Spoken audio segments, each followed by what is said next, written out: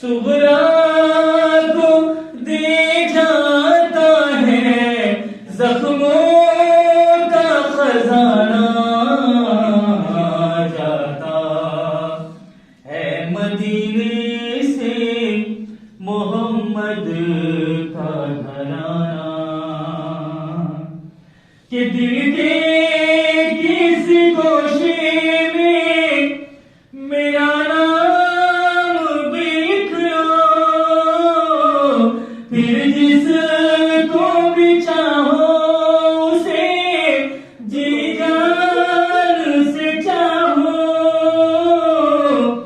لیکن میرے حصے کی محبت نہ لٹانا، جاتا ہے مدینے سے محمد کا گھرانہ۔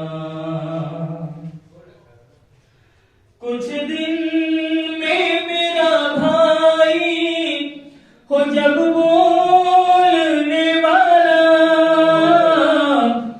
دے دینا اشاروں میں اسے میرا حوالہ، بے چین اگر ہو تو زیادہ نہ بتانا، جاتا ہے مدینے سے محمد کا گھرانہ،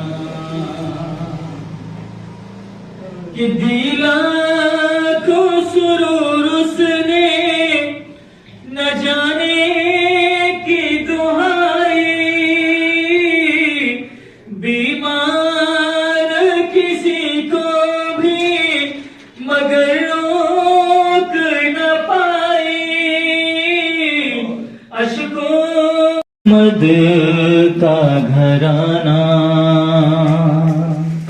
صغرا کو دیے جاتا ہے زخموں کا خزانہ۔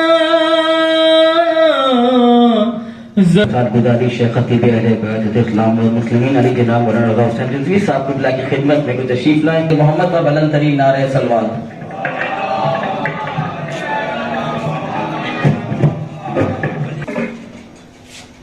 اندر مجلس میں بناؤ۔ اللہ من قرأ سورة الله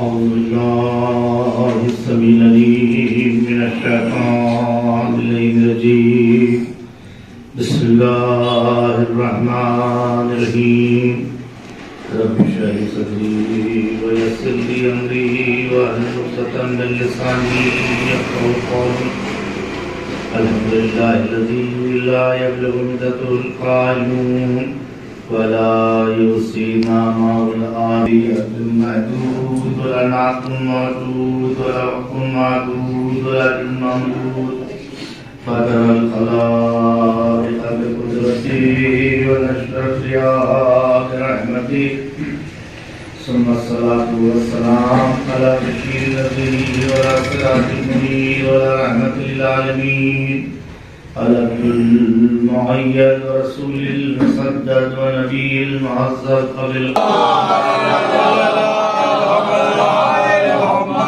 ثم الصلاة والسلام على أهل بيته الطيبين الطاهرين المعصومين، ولعنة الله دائم إلى الآن إلى قيام يوم الدين، أما بعد، فقد قال الله الحكيم في كتابه المبين، وهو أصدق الصادقين وقول الحق، بسم الله الرحمن الرحيم، سبحان الذي ليلا من المسجد الحرام إلى المسجد الأقصى الذي باركنا حوله لنريه من آياتنا إنه سميع البصير۔ درود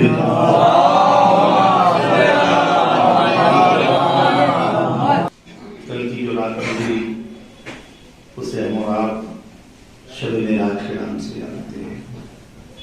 اور 27ویں کا جو دن ہے اسے رجب یہ سفر امام حسین علیہ السلام سے منسوب 25 دو چیزوں میں عید مقدس اور عید معراج کیا چیز ہے اس کے اندر سوال ابھی ان کے ذہنوں کے اندر واضح بالکل نہیں ہے، جس کی وجہ سے ہم نے دیکھا اس کے اندر موبائل کے اندر بچے سوال کرتے ہیں، پوچھتے ہیں کہ آخر کیا چیز ہے، یوم مقدس کسے کہا جاتا ہے اور یوم معراج کسے کہا جاتا ہے، شب معراج کسے کہا جاتا ہے۔ لہٰذا اس بات کو واضح کرنے کے لیے تاکہ بچے جو بیٹھے ہیں مجلس کے اندر اور جہاں جہاں بات جا رہی ہے واضح ہو جائے کہ یوم مقدس اس دن کو کہا جاتا ہے کہ جس دن سرور کائنات نے رسالت کا اعلان کیا، اسے یوم مقدس کہتے ہیں۔ جو سب سے پہلی وحی نازل ہوئی قرآن مجید کے اندر وہ سورہ اقرا کی ابتدائی آیات، بسم اللہ الرحمن الرحیم، اقرا بسم ربک الذی خلق خلق الانسان من خلق اقرا وربک الاکرم الذی علم بالقلم، یہ سب سے پہلی وحی ہے۔ جبکہ ہم جب قرآن مجید کھولتے ہیں اور تلاوت کے لیے تو سب سے پہلے جو سورہ آتا ہے سورہ حمد آتا ہے اور ہمارے، اور جو سب سے آخر کا سورہ ہے وہ سورہ ناس کہلاتا ہے، اندازہ لگائیے۔ تو ترتیب کے لحاظ سے اگر ہم دیکھتے ہیں تو قرآن کا سب سے پہلا سورہ حمد اور سب سے آخری سورہ سورہ ناس ملتا ہے، لیکن نزول کے اعتبار سے ایک ہوتا ہے شان نزول، کب یہ سورہ اترا، کہاں اترا، اس کی کیفیت کیا تھی، یہ وہ سورہ ہے۔ تو یہ سورہ جو جسے ہم اور آپ سورہ اقرا کہتے ہیں، یہ سب سے پہلی وحی سرور کائنات پر نازل ہوئی اور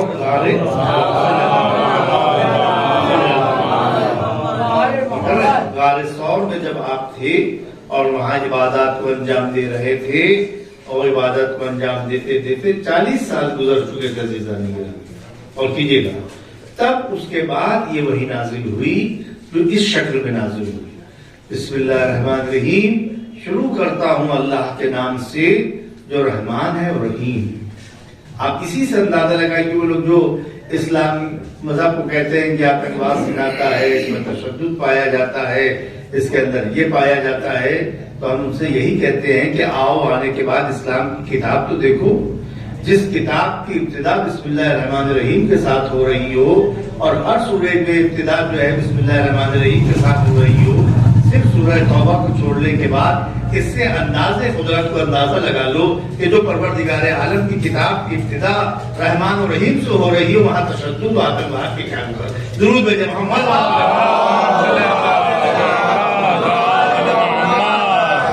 کر رہے ہیں۔ بہرحال اس کو واضح کرنے کے لیے پڑھیے خدا کے نام سے کہ جس نے انسان کو ایک گوشت کے لوتھڑے سے خلق کیا، خلق الانسان من علق، ایک گوشت کے لوتھڑے سے خلق کیا۔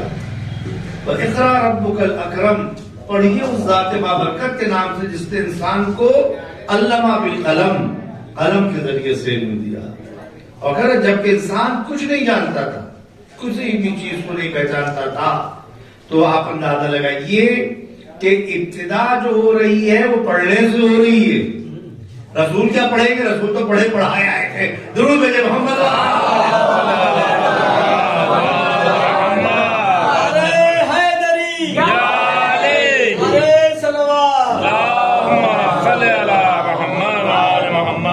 رسول تو وہاں سے پڑھے پڑھائے آئے تھے جن کے صدقے میں کائنات کو خلق کیا گیا۔ لولاک لما خلقت افلاک، اے رسول اگر میں آپ کو خلق نہ کرتا تو ان افلاک کو خلق نہ کرتا۔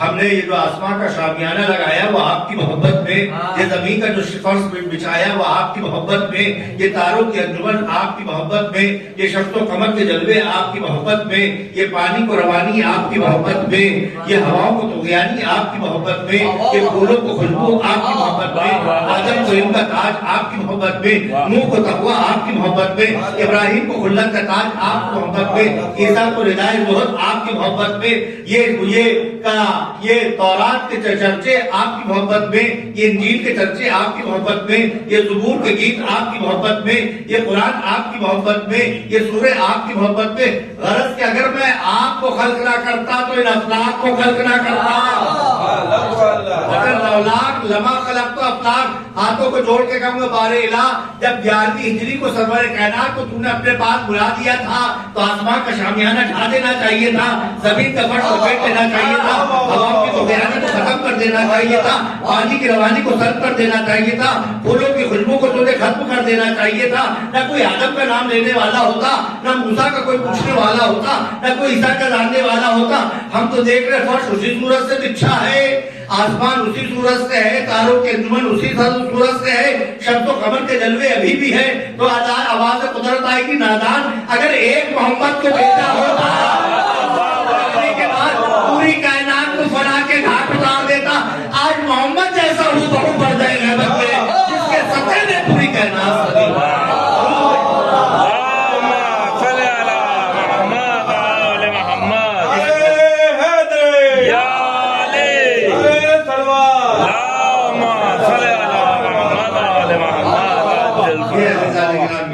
تو یہ سرور کائنات کو نہیں پڑھایا جا رہا ہے بلکہ مسلمانوں کو پڑھایا جا رہا ہے کہ دیکھو تعلیم سے غافل نہ ہونا، ایجوکیشن سے غافل نہ ہونا۔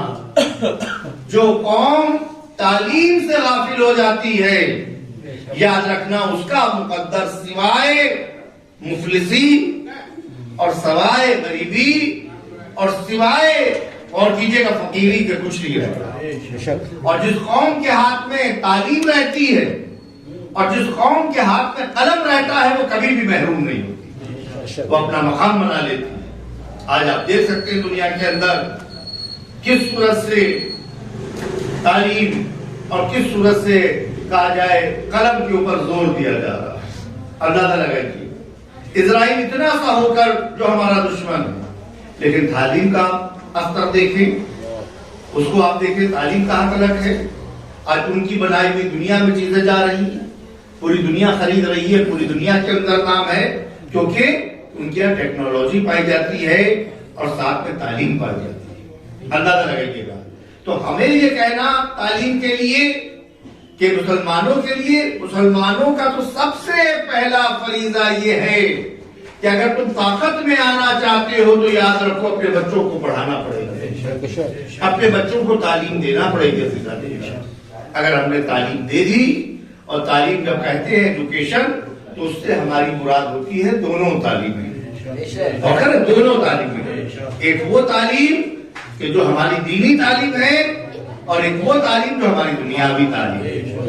اسلام نے کہیں کے اوپر اس بات پر بین نہیں لگایا ہے کہ آپ اور یہ کہ تعلیم نہ حاصل کرے، علم نہ حاصل کرے اور علم کے میدان میں آگے نہ جائے۔ ساتھی گرامی، کوئی بھی بین نہیں لگایا اس بات کے اوپر کہ کون پڑھے کون نہ پڑھے، اور کر رہے ہیں کس سن میں پڑھا جائے اس کے اوپر بھی اسلام نے کوئی نہیں۔ جس سن و سال میں ہو تم پڑھ سکتے ہو۔ آپ اندازہ لگائیے گا، نہ سن کا کہ مرد پڑھے عورتیں نہ پڑھے، اسلام میں کوئی ایسا کنسپٹ نہیں پایا جاتا، بلکہ حدیث آگے بڑھ کر حکم دیتی ہے طلب العلم فریضۃ علی کل مسلم والمسلمات۔ علم کا حاصل کرنا مردوں پر بھی فرض ہے، خواتین پر بھی فرض ہے۔ پوری دنیا یہ کہتی ہے مسلمانوں میں ارے یہ ہے، مسلمان کیسے پڑھیں گے، خواتین کیسے پڑھیں گی، خواتین کیسے پڑھیں گی۔ ایران نے بتا دیا خواتین پڑھ کر تعلیم حاصل کر کے جہاز بھی اڑا سکتی ہے، جنگ بھی کر سکتی ہیں، اپنے مسائل کے لیے اپنے حق کو بھی لے سکتی ہے۔ درود بھیجے محمد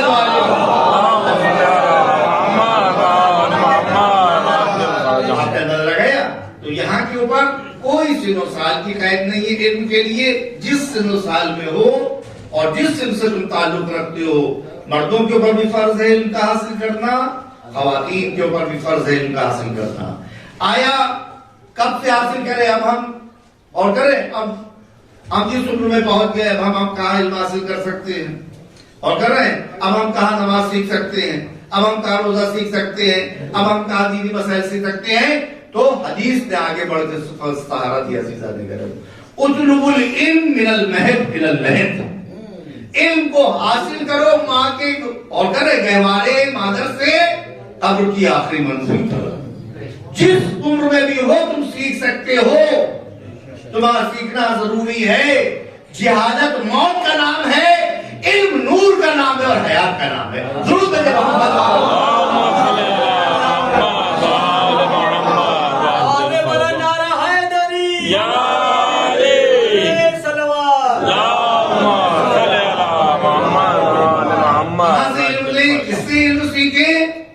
تو حدیث نے آگے بڑھ کے سہارا دیا، اطلبوا العلم ولو بالسین، علم کو حاصل کرو چاہے تمہیں چین جانا پڑے۔ کل تک دنیا سوچ رہی تھی یہ چین کا مطلب کیا ہے، چین میں کون سا علم پایا جاتا ہے، جہاں وہ جانور کھائے جاتے ہو، یہ کھایا جاتا ہے، کون سی چیز نہ کھائی جاتی ہو، وہاں کے اوپر کون سا علم ملے گا۔ اور کل یہ انسان سوچ رہا تھا، اس حدیث کو نہیں سمجھ پا رہا تھا۔ ایسی بہت سی تمام حدیثیں ہیں کہ ذہن انسانی وہاں تک ابھی تک نہیں پہنچا۔ اور کیجئے گا، لیکن حدیث معصومین علیہ السلام وہ ہمیشہ نور ہیں۔ آج تمہیں نہیں سمجھ میں آ رہا ہے کہ اس کا فلسفہ کیا ہے، کل سمجھ میں آئے گا۔ اس لیے کوئی بھی حدیث کو سننے کے بعد اور اہل بیت کی انکار نہ کر بیٹھو۔ تمہارا ذہن نہیں وہاں تک جا رہا، تمہاری کیپیسٹی نہیں ہے، تم نہیں سمجھنے کی طاقت رکھتے ہو۔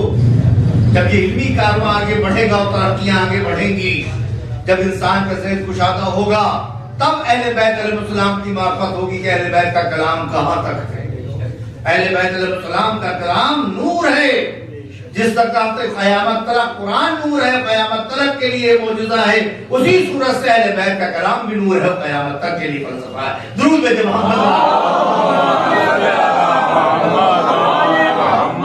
کل تک انسان سمجھ رہا تھا یہ چین جانے کی طرف کیا کہا گیا، کیونکہ اس زمانے کے اندر جو علم پایا جاتا تھا، جو ترقی پائی جاتی تھی، دو جگہ پائی جاتی تھی۔ ایک ایران کی سبھیتا مشہور تھی سب سے زیادہ، اور ایک روم کی سبھیتا، یونان کی سبھیتا، وہاں کی تہذیب سب سمجھتے تھے بس وہی ہے۔ عزیزان کرام، آج جب انسان نے ترقی کی اور بزنس کی لائن کے اندر آیا، اندازہ لگا رہے ہیں دنیا کی کوئی مارکیٹ ایسی نہیں ہے جہاں چائنا کا مال نہ آیا۔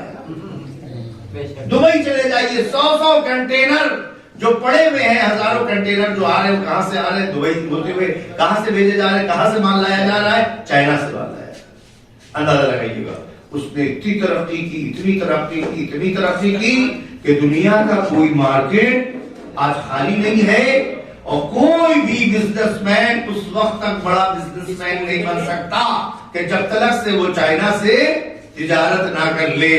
دنیا آج پہنچی ہے وہاں تک، 1400 سال پہلے ہمارے ائمہ نے بتا دیا تھا کہ وہ بالکل علم والا ہوئی۔ درود ہے پاک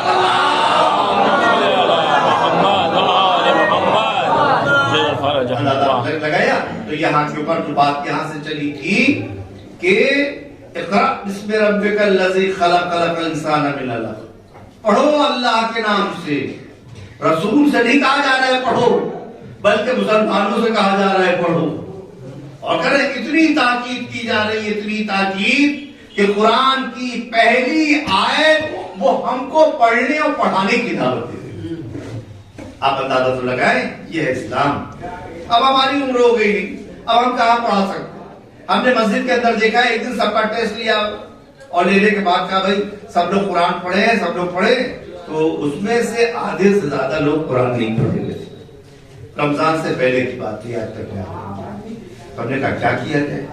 اب ہوتا یہ کہ کوئی آدمی اگر 40 سال کا ہو گیا، 50 سال کا ہو گیا، اب اس سے کہے مولوی صاحب سے پڑھوں تو اس کو شرم آئے گی، اور جبکہ شرم نہیں کرنا چاہیے۔ تعلیم میں اور سیکھنے میں، علم میں کوئی شرم کی بات نہیں ہے، آدمی پڑھ سکتا ہے۔ تو ہم نے کیا طریقہ نکالا کہ بھئی مسجد کے اندر جو آ رہا ہے 40 سال کا تھوڑی نہ آ رہا ہے، اور کر رہے ہیں کئی لوگ 40 سال کے ہیں، کوئی 50 کے ہے، کوئی 30 کا ہے، کوئی 20 کا ہے۔ تو ہم نے کیا کیا، گروپ بنا دیا۔ آپ گروپ سمجھ رہے ہیں، جو دوست جس کا تھا اس کا دوست بنا دیا کہ یہ آپ کے دوست ہیں، آپ ماشاءاللہ قرآن پڑھ لیتے ہیں، یہ آپ کے ساتھ بیٹھیں گے، آپ ان کو دھیرے دھیرے ٹرین کیجیے، دھیرے دھیرے دھیرے دھیرے پڑھائیے۔ پورے رمضان اور کر رہے ایک کو ایک کا دوست بنا دیا، جس صورت سے سرور کائنات نے مدینے پہنچنے کے بعد ایک کو ایک کا بھائی بنا دیا۔ اور کر رہے بھائی کا مطلب یہی تھوڑی نا پیسہ ہو ہم کو یہ دو تو تبھی بھائی ہے۔ بھائی وہ ہے کہ جو انسان کو اچھائیوں کی طرف دعوت دے، بھائی وہ ہے کہ جو تعلیم کے اندر مدد کرے، بھائی وہ ہے جو انسان کی رہنمائی کرے، بھائی وہ ہے کہ جو برے وقت کے اندر کام ہے، بھائی وہ ہے کہ جو جہالت کو دور کرے۔ درود ہے محمد۔ ایک مہینے سب نے ایک ایک دوسرے کا جب ساتھ کر دیا کہ بھئی یہ 2 لوگ آپ کے ساتھ ہیں، یہ بچہ بچے کے ساتھ ہے، یہ ہمارے ساتھ ہے بچے، ہم بچوں کو پڑھائیں گے، بڑے بڑوں کو پڑھائیں، بوڑھے بوڑھوں سے دوستی کرا دی. عزیزان گرامی 2 سال کے اندر 2 رمضان گزرے، ماشاءاللہ مسجد کے جتنے لوگ تھے سب کے سب قرآن پڑھنے لگے، درود بھیجے محمد اس میں بالکل شرم نہ کی جائے، ہم نہیں پڑھے. تو جب ہوگی شرم کی بات کہ جب ہم جاہل خبر کے اندر پوچھا جائے گا قرآن پڑھ کے آپ تمہاری کتاب کیا ہے؟ قرآن پڑھے ہوئے بھی ہو؟ آیا اللہ قرآن پڑھے ہوئے تو نہیں، چوم چاٹ کی مسجد کے درد دیتے ہیں یا امام باڑے کے درد دیتے ہیں. اور کر رہے ہیں وہ سخت منزل ہوگی کہ جب قرآن کو سامنے لایا جائے گا اور لانے کے بعد قرآن سوال کر رہا ہوگا. چند چیزیں سامنے آئیں گی. ایک، کتاب خدا کو سامنے پیش کیا جائے گا، وہ کتاب سوال کرے گی یا رسول اللہ اس نے مجھے تنہا چھوڑ دیا تھا، توفیق نہ ہوئی پڑھنے کی. اور کرے کس سے سوال کیجیے یا رسول اللہ، اندازہ لگائیے. ایک، وہ مسجد جو گھر کے قریب ہوگی وہ سامنے آئے گی اور یا رسول اللہ میں اس کے گھر کے بغل میں تھی لیکن یہ ایک دن نماز پڑھنے کے لیے مسجد میں نہیں آیا. اندازہ لگایا. تیسرا، وہ عالم دین کے جو گھر کے قریب رہتا ہے اور کر رہے ہم اس کے پاس نہ جائیں، اس سے مسائل دریافت نہ کریں، اس سے نہ پوچھے عزیزان گرامی، تو اس عالم دین کو بھی وہاں پر سوال کے لیے بھیجا جائے. اندازہ لگا رہے ہیں. یہ ہے اسلام کا نظام کہ کہا جا رہا ہے پڑھیے. پڑھنے سے مراد اے مسلمانوں پڑھو، تعلیم حاصل کرو. اس وقت تک تم ترقی حاصل نہیں کر سکتے، منزل کمال تک نہیں پہنچ سکتے جب تک سے تعلیم کے میدان میں آگے نہیں آؤ، قلم کو نہیں سنبھالو گے. جس قوم میں تعلیم کا معیار بلند ہو جائے گا اور قلم مضبوط آ جائے، مضبوط مل جائے گا، مضبوط کے ساتھ قلم کے ذریعے سے جواب دیا جائے گا. ہزاروں تلواریں، ہزاروں بندوقیں، ہزاریں توپیں ایک طرف ہے، قلم کا جہاد ایک طرف ہے. درود دے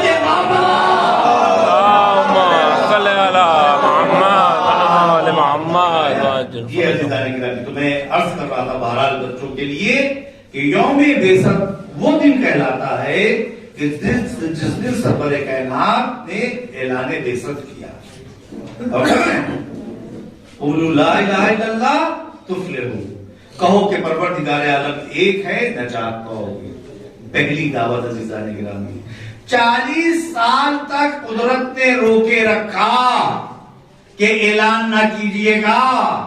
اعلان کب کیجئے گا؟ کہ جب مولا کائنات 10 سال کے ہو گئے، کیونکہ اعلان کے ساتھ تصدیق بھی ضروری ہے، شہادت بھی ضروری ہے.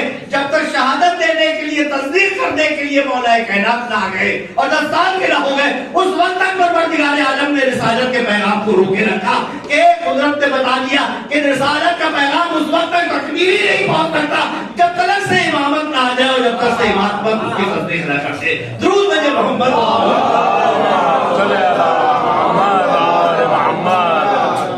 یہ ہے یوم بعثت. اور وہ آئے کریمہ سخن قرار دیا جس میں ارشاد ہو رہا ہے سبحان الذی اسری بعبدہ لیلا من المسجد الحرام الی المسجد الاقصی. پاک منزہ ہے وہ ذات کہ جو اپنے عبد کو راتی راتا مسجد الحرام سے مسجد الاقصی تک لے گئی. الذی بارکنا حولہ، جس کے چاروں طرف پروردگار عالم کی رحمتیں ہی رہتی. اور کر رہے لنُرِیَہُ مِنْ آیاتنا، تاکہ میں اپنے بندے کو اپنے معجزات دکھاؤں.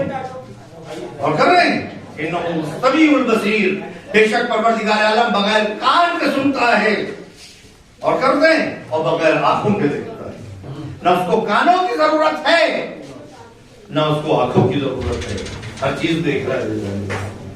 روایات یہ بتاتی ہے کہ یہ آپ کو معراج ہوئی تھی، جو کل کی شب سے اندازہ لگائیے گا، جو کل کی شب گزری ہے یہ شب معراج کے ذریعے کہ جب رسول خدا کو مسجد الحرام سے بیت المقدس، جس کو ہم لوگ بیت المقدس کہتے ہیں، سب سے پہلے وہاں لے جایا گیا اور لے جانے کے بعد اس کے بعد آسمان کا سفر آپ نے کیا. ہم میں اور ہمارے جو برادر اہل سنت ہیں ان کے عقیدے میں اور ہمارے عقیدے میں یہ فرق ہے کہ ان کا ماننا ہے کہ یہ جو معراج ہوئی وہ روحانی ہوئی، جسمانی ہوئی۔ ہمارا عقیدہ ہے کہ آپ کو جو معراج ہوئی ہے وہ جسم اور روح کے ساتھ ہوئی ہے، جسمانی ہوئی ہے۔ یہ فرق پایا جاتا ہے۔ کیا ڈفرنس ہے؟ کیوں ڈفرنس ہے؟ ان کا کہنا ہے کہ اتنی جلدی کیسے ساتوں آسمان کا سفر کرایا گیا، تمام انبیاء سے مصافیہ، تمام انبیاء کو نماز پڑھائی، جنت کی سیر کرائی گئی، یہ واقعہ اور یہ واقعہ، جہنم میں جن پر عذاب نازل کیا جا رہا تھا، عورتوں کا خواتین کو وہ سب دکھایا، یہ دکھایا، اور اتنی جلدی گئے اور لوٹ کر بھی آ گئے کہ بستر کی گردی باقی رہی، زنجیر ادھر ہلتی رہی، وضو کا پانی بہتا رہا، تو اتنی کم مدت کے اندر روح تو جا سکتی ہے، جسم نہیں جا سکتی۔ یہ فرق ہے ہم میں اور ان میں بنیادی کے خاطوں پر بنیادی عقیدے میں۔ ہم ان کے لیے بہرحال اپنا اپنا عقیدہ ہر ایک کے ساتھ ہے، کوئی اس کے بعد کسی کو زبردستی نہیں ہے، لیکن ہم ان کو دلیل دینا چاہتے ہیں۔ دلیل جب پوچھتے ہیں ہم ان سے کہ آپ کو دلیل کہاں سے دیں، تو کہتے ہیں ہم تو قرآن کو مانتے ہیں، حسبنا کتاب اللہ، ہمیں قرآن کی دلیل چاہیے۔ تو ہم نے کہا یہ قرآن سے آئے کریمہ کو لے لیجئے، آئے کریمہ کے ترجمے کو لے لیجئے۔ سبحان الذی اسری بعبدہ لیلا من المسجد الحرام الی المسجد الاقصی، پاک منزہ ہے وہ ذات جو اپنے عبد کو راتی راتا مسجد الحرام سے مسجد الاقصی تک لے گئی۔ لفظ عبد کا استعمال ہے اور کر رہے ہیں۔ عبد عبد عربی زبان میں کہتے ہیں جس پہ جسم بھی پایا جائے روح بھی پائی جائے، عبد وہ ہے۔ اگر روح صرف گئی ہے تو یہاں پر ہونا چاہیے تھا پاک منزہ ہے وہ ذات جو اپنی روح کو راتی راتا مسجد الحرام سے مسجد الاقصی تک لے گئی۔ آیت میں لفظ روح کا استعمال نہیں ہے بلکہ لفظ عبد کا استعمال ہے۔ عبد کا اطلاق جسم پر ہوتا ہے اور روح پر ہوتا ہے۔ اس لیے آپ کے لیے گواہی کے لیے ہم جب تشہد پڑھتے ہیں، گواہی دیتے ہیں اشہد ان محمدن عبدہ و رسولہ، ہم گواہی دیتے ہیں کہ رسول خدا تیرے عبد بھی ہیں اور رسول بھی ہیں۔ گواہی دیتے ہیں یا نہیں دیتے؟ عبد بھی ہے، رسول بھی ہے۔ اور آیت میں بھی لفظ عبد آیا ہے، تو لفظ عبد کا اطلاق جسم تو روح پر ہوتا ہے، اور لفظ روح کا اطلاق صرف اور صرف روح کے اوپر ہوتا ہے، جسم پر نہیں ہوتا۔ تو آیت کے اندر روح کا لفظ نہ آنا اس بات کی دلیل، اور عبد کا آنا اس بات کی دلیل ہے کہ رسول اللہ جو آپ گئے ہیں قاب قوسین کے اوپر، وہ جسم و روح کے ساتھ گئے ہیں، صرف اور صرف روح نہیں گئی ہے۔ درود بھیجے محمد اس سے بہتر انداز میں درود بھیجے محمد۔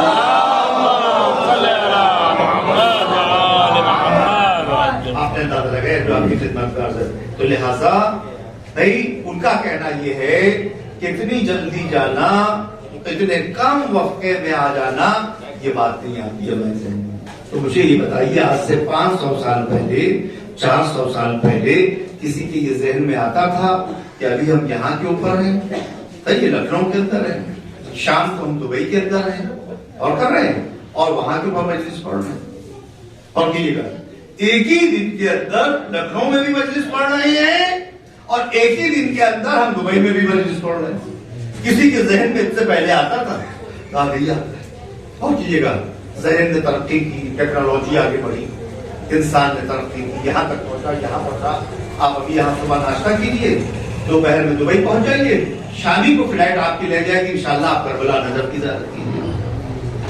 شام کا ہے پاسبل یا نہیں؟ تو یہ کون سی ترقی ہے؟ یہ انسان کی ترقی ہے۔ انسان کی ترقی آپ کو سمجھ میں آتی ہے کہ اتنے کم وقت میں لکھنؤ سے دبئی بھی جا سکتا ہے، اور دبئی سے اور کر رہے ہیں، دبئی سے وہ نجف بھی جا سکتا ہے، یہ آپ کے سمجھ میں آتی ہے؟ رسول اللہ کیسے گئے یہ آپ کے سمجھ میں نہیں آتا۔ درود ہے محمد،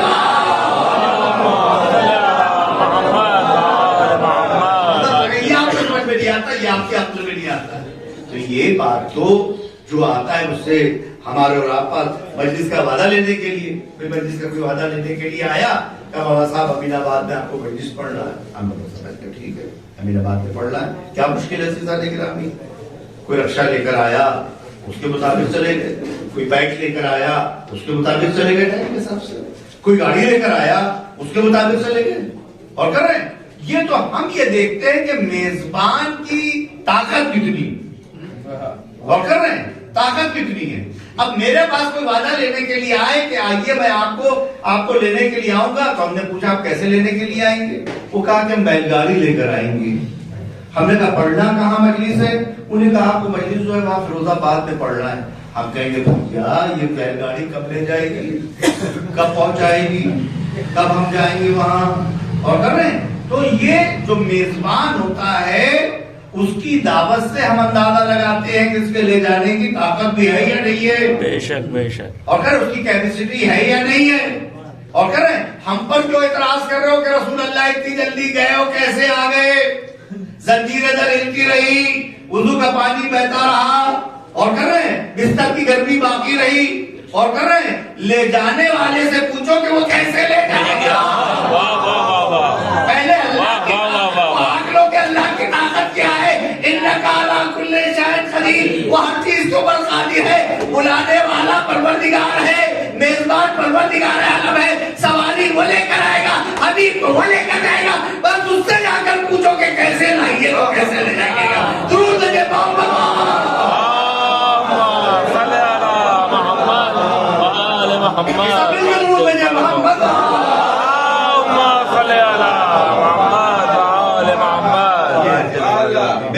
سبحان اللہ. یہ جا کر ہم آپ کو کیسے بتا سکتے ہیں اتنی جلدی کیسے چلے گئے, اتنی جلدی کیسے لوٹ آئے, یہ ہماری بتانے کی بات نہیں ہے. قرآن سے پوچھیے جا کے بات. اب جو آپ گئے اور جانے کے بعد تشریف لے جا رہے ہیں اور کی جگہ آپ کے لیے سواری آئی اور کر رہے ہیں, اور سواری آنے کے بعد آپ اس کے اوپر بیٹھے, اندازہ لگائیے گا برا اور کر رہے اس انداز سے کہ جو کئی ہزار کلومیٹر کا سفر لمحے میں کرتی تھی. پھر اس کے بعد ایک اور منزل آئی کہ آپ کے لیے ایک تخت آیا رہب, پھر اس کے اوپر بیٹھایا گیا. جب اس کے اوپر بیٹھ کے پھر اس کے بعد لے جایا گیا یہاں تک کہ پہلا آسمان, دوسرا آسمان, تیسرا آسمان, فلاں نبی سے ملاقات, دوسرے نبی سے ملاقات, ان سے ملاقات, ان سے ملاقات. اب جو پہنچے آخر میں تو کیا دیکھا, سب سے مصافحہ کر لے تو کیا دیکھا, مولا کائنات کھڑے اور کہ درود تو بھیجے محمد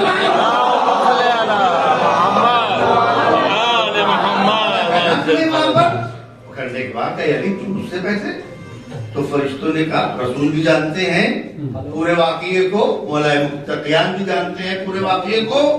جبرائیل آگے بڑھے, یا رسول اللہ ایک دن فرشتوں نے پروردگار عالم کی بارگاہ میں التماس کی. التماس کیا کہ پروردگار عالم ہم ہر عبادت کرتے ہیں, جس کو تو نے قیام کا حکم دیا وہ قیام کی حالت میں, جس کو تو نے رکوع کا حکم دیا وہ رکوع کی حالت میں, جس کو سجدے کا حکم دیا وہ سجدے کی حالت میں, جس کو تسبیح کا حکم دیا وہ تسبیح کر رہا ہے, جس کو تحلیل کا حکم دیا ہے وہ تحلیل کر رہا ہے, جس کو حمد کا حکم دیا ہے وہ حمد کر رہا ہے. لیکن فرشتوں نے یہ دعا کی بارے لا, ہم تمام عبادتوں کو تو انجام دیتے لیکن ایک عبادت سے ہم اور سب محروم ہیں. کہ وہ کون سی عبادت, کہ وہ یہ عبادت کہ علی کے چہرے کی طرف دیکھنا عبادت عبادت سے محروم ہے. تو پروردگار عالم اس عبادت کو بھی ہم کو بارے لا, اس کے بھی حصہ دار بنا, ہم کو اس کا بھی فیض اٹھانے کی توفیق مرحمت فرما. تو پروردگار عالم نے جو سب سے حسین فرشتہ تھا اس کو علی بن ابی طالب کی شبیہ بنا دیا.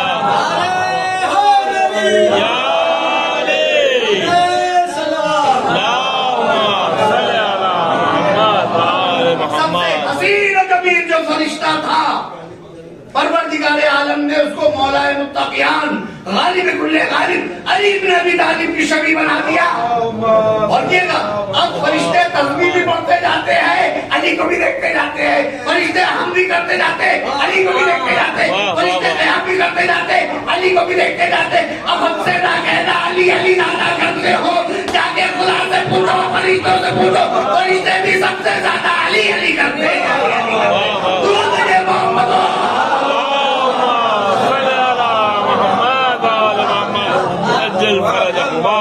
نعرہ حیدری, حیدری, نعرہ سلوات, محمد محمد.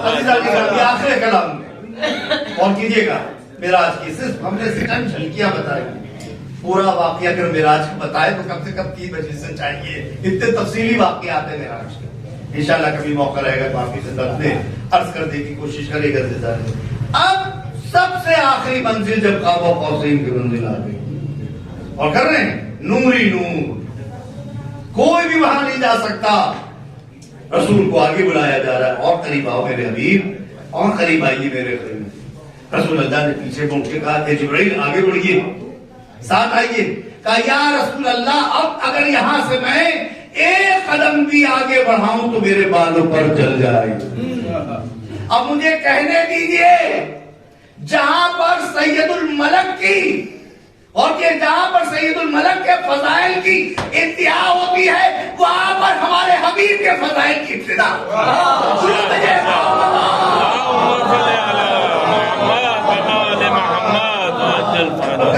اور آگے گئے رسول, آگے چلے گئے. اب بیان یہ ہے معراج کا, جو گفتگو ہوئی وہ مولا کائنات کی طرف اور کر رہے ہیں مولا کائنات کی طرف.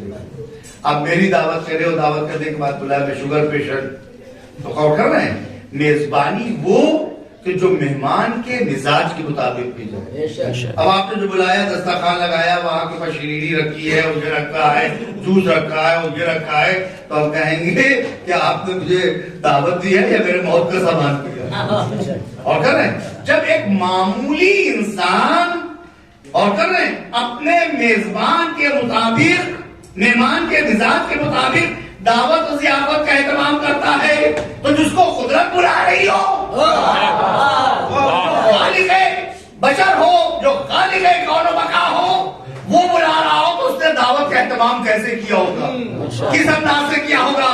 کہ میرے حبیب کو کیا پسند ہے, میرا حبیب کیا دیکھنا چاہتا ہے, میرا حبیب کس سے خوش ہوتا ہے, میرے حبیب کا سب سے زیادہ عزیز کون ہے. تو قدرت نے جو لہجہ اختیار کیا وہ مولا متقیان کا اختیار کیا. جو ہاتھ دکھایا قدرت نے وہ علی کا ہاتھ دکھایا, جو انگشتری دکھائی وہ علی کی دکھائی. اسی لیے جب رسول اللہ لوٹ کر آئے تو مولا متقیان نے پوچھا یا رسول اللہ معراج کے واقعے آپ بیان کیجیے کہ یہ بندے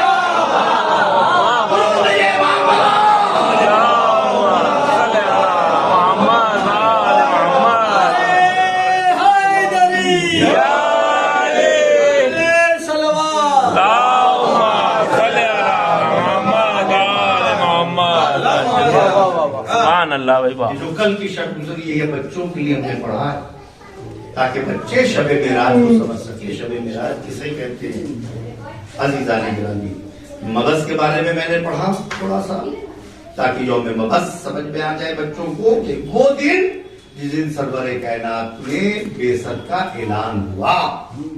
اور کر رہے ہیں سب سے وہی پہلی جو اتری اقرا باسم ربک الذی خلق خلق الانسان من علق. میں جس کا خلاصہ کر رہا ہوں پہلی چیز. دوسری چیز ہم نے معراج کے بارے میں پڑھی کہ معراج کل کی شب تھی کہ جس کے اندر سرور کائنات کو وہاں پر بلایا گیا, اپنے حبیب کو وہاں پر بلایا گیا تھا. اور آج کے دن کے لیے کچھ پڑھنے کے لیے عزیزان گرامی آج 28/60 ہجری کو امام حسین رسول کا سفر تھا معراج کے اوپر, یہ ان کی معراج تھی, اور حسین کا سفر ہے کربلا کی معراج, اسلام کی معراج. اور کر رہے ہیں قرآن کی معراج, تمام انبیاء کی معراج کا نام کربلا ہے. اور کیجیے گا لکھا ہے تاریخ میں کہ بس حسین اور ایک شخص اور مسجد میں بیٹھے گفتگو کر رہے تھے کہ ایک پیغام لانے والا پیغام لایا کہ آپ کو اسی وقت ولید نے بلوایا ہے. امام نے کہا کہ ابھی ہم گفتگو کر رہے ہیں, ڈاکٹر کہہ دو یہ مانتے تھے. یہاں پہ جب بات ہو رہی تھی عبداللہ سے, جناب عبداللہ پوچھتے ہیں کہ فرزند رسول اس وقت رات میں تو وہ بیٹھتا ہی نہیں ہے, اس وقت کاہے کے لیے بلایا جا رہا ہے. کہا مجھے اس بات کا یقین ہے کہ جو ان کا کارندہ ہے اور جو ان کا پیشوا ہے وہ دنیا سے چلا گیا اور کر رہے ہیں یعنی واصل جہنم ہو گیا. اسی لیے اس کے بیٹے کی بیعت کے لیے ہمیں طلب کیا. تو وہ کہتے کہ ہاں فرزند رسول آپ بجا فرما رہے، مجھے کسی بات کا یقین۔ بہرحال امام حسین گھر کے اندر تشریف لائے، شہزادے نے پوچھا، شہزادی زینب سلام اللہ علیہا اور یہ ہر روز اپنے بھائی سے ملنے کے لیے آتی، اسی وقت اپنے بھائی سے ملنے آئی ہوئی تھی۔ پوچھا بھائی کہتے باہر ڈال دی، اے بھیا آپ کو پریشان نظر آ رہے ہیں، آخر بات کیا ہے؟ چہرے کے اوپر آپ کے کچھ ایسا آسان انداز ہو رہے ہیں؟ کہا ہاں ابھی اس وقت دربار میں حاکم نے طلب کیا۔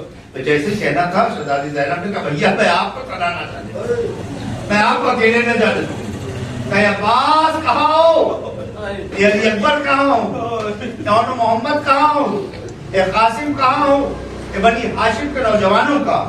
روایت بتاتی ہے شہزادی زینب نے 18 بنی ہاشم کو جمع کیا، جمع کرنے کے بعد کہا میرے بھیا کے ساتھ جانا، میرا بھیا تنہا نہ جائے، اور کیجیے گا۔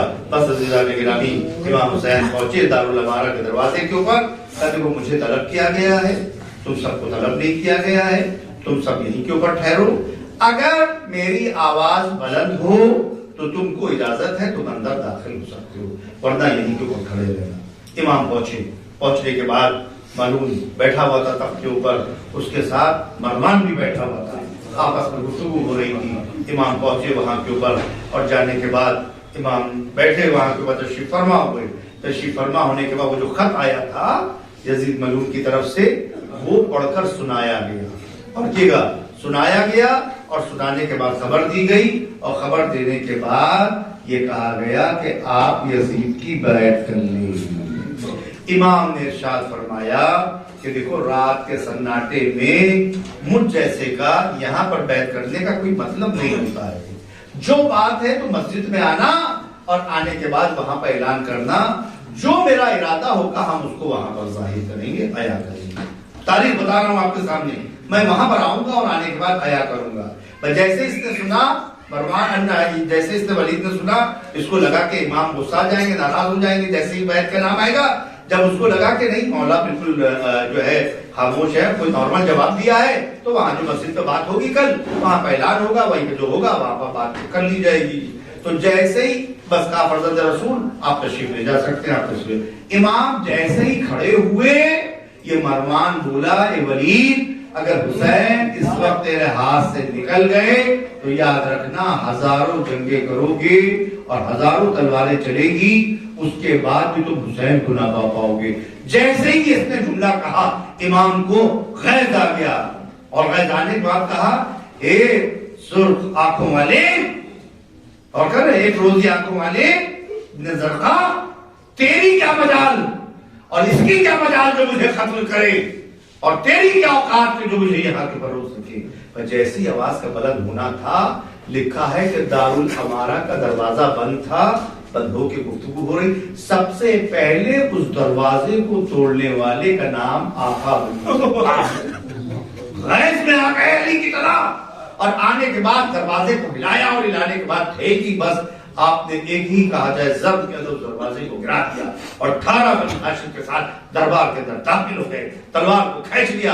اے آقا کیا حکم ہے، دونوں کی گردن اڑا دیں یا اس کی گردن اڑائے یا اس کی پہلی گردن اڑائے؟ آقا نے کہا عباس ابھی وقت جنگ نہیں، ابھی وقت جنگ نہیں ہے میرے عباس، ابھی موقع جنگ کا نہیں ہے، ابھی گفتگو ہوئی ہے۔ آقا نے حسین نے عباس کے سینے پہ ہاتھ رکھ دیا، تسلی دی عباس ابھی ہم لوگ پر چلتے ہیں۔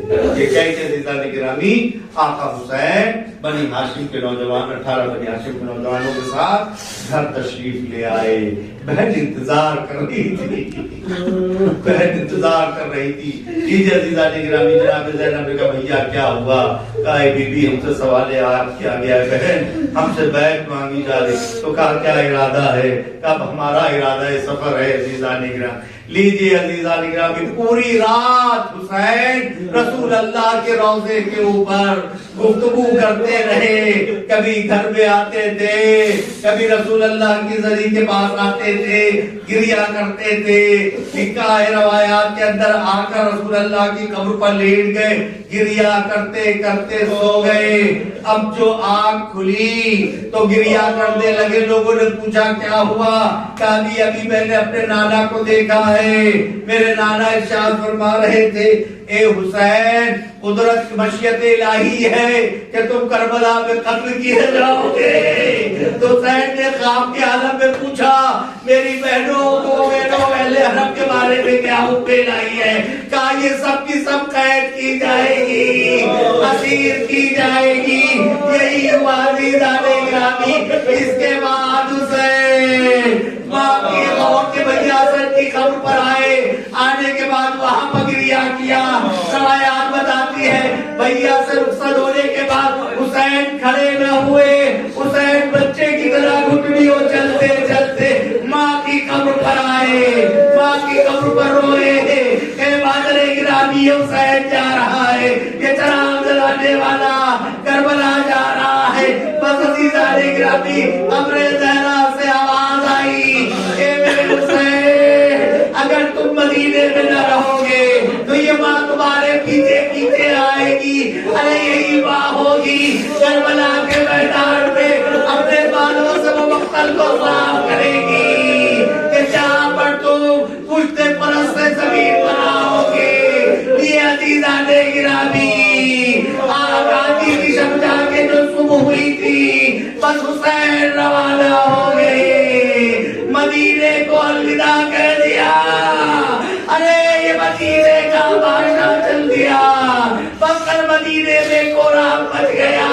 آج یہ بڑا ہوا قافلہ مدینے سے چلا تھا. جب لوٹ کر آئے گا تو قاسم نہ ہوں گے, علی اکبر نہ ہوں گے, اور محمد نہ ہوں گے, عباس نہ ہوں گے, ارے آقا حسین نہ ہوں گے. بشیر کو اعلان کرنا پڑے گا اے مدینے والوں یہ مدینہ رہنے کے قابل نہ رہا. جو مدینے کا بادشاہ تھا وہ کربلا میں قتل کر دیا گیا.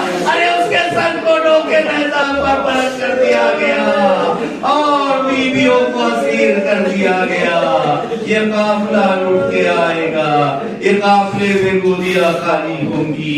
علی اصغر دفن ہو چکے ہوں گے.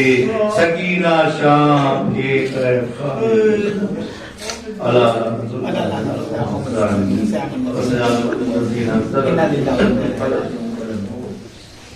انا للہ و انا الیہ راجعون. رضا قضاء و تسلیم بامره. اللهم كل وليك الحجة بن الحسن صلواتك عليه وعلى آبائه في هذه الساعة وفي كل ساعة وليا وحافظا وقائدا وناصرا ودليلا ومعينا حتى تسكنه أرضك طوعا وتمتعه فيها طويلا برحمتك يا أرحم الراحمين. لا إله سابق عن أكل هذا آمين. حکم کی رحمت و برکت نازل فرما. جتنے مومنین یہاں پر ہیں سب کو والدہ زیارت امام حسین ہمارے گناہوں نے کبیرہ و صغیرہ دنیا میں امن کو خیر فرما. والدہ میں مراد اصول عمر برکت فرما. والدہ ہمیں اس وقت تک نہ اٹھانا جب تک امام وقت سے راضی حضرت کے ظہور میں تاجیل فرما. ہمیں اسلام بنا کے اپنے زمانے کے امام کے غلام